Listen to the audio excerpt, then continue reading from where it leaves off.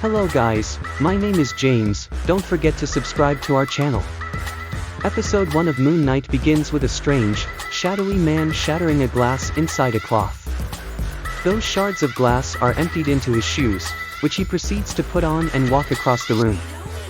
This scene eventually paves way for us being introduced to our protagonist, Steven. A former US Marine, Steven lives alone and chains himself to the bed every night, complete with sand on the floor. His only company comes from a one-finned goldfish called Gus, and he works at the British History Museum. He wants to be a tour guide, but his constant tardiness and erratic demeanour is doing him no favours. He's an outsider, but he knows a lot about Egypt. That'll be important later, but he's largely overlooked in his role.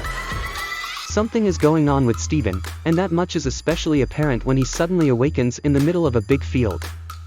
A strange voice asks him to let Mark take control, as he's soon shot at by strange men. In the nearby town, that long-haired man with glass in his shoes walks past. This is Arthur, their sort of spiritual leader, and he greets the villagers, telling the gathering crowd that he intends to make this place as much like heaven as it can, and then murders a woman. Arthur lays his eyes on Steven and demands he hand over the strange Egyptian scarab in his possession. Surrounded by guards, there's another blackout, a moment for Mark Spector to take control. Next thing you know, a car chase ensues, as Steven takes a cupcake van and charges down the road away from a whole bunch of black vans in pursuit. There's a really slick scene that cuts back and forth between Steven blacking out and these soldiers being dispatched, eventually leading to Steven waking up back in his apartment, 2 days later. Gus now has 2 fins for some reason, and his date with Dylan has gone completely awry, given it was 2 days back. Steven notices scratches on the living room floor, leading to a hidden area holding a phone inside.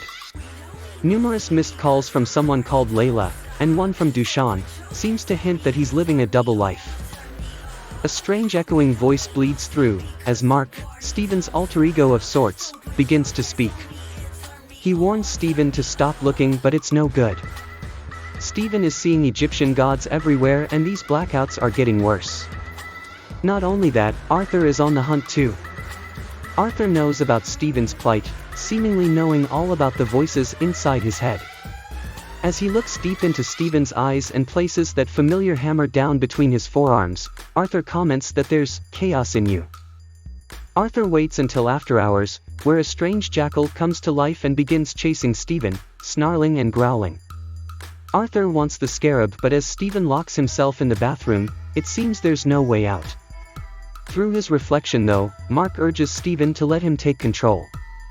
And with the jackal banging against the metal, Steven does just that, as he turns into Moon Knight. In doing so, we get our first glance of Moon Knight, complete with glowing white eyes and a white robe.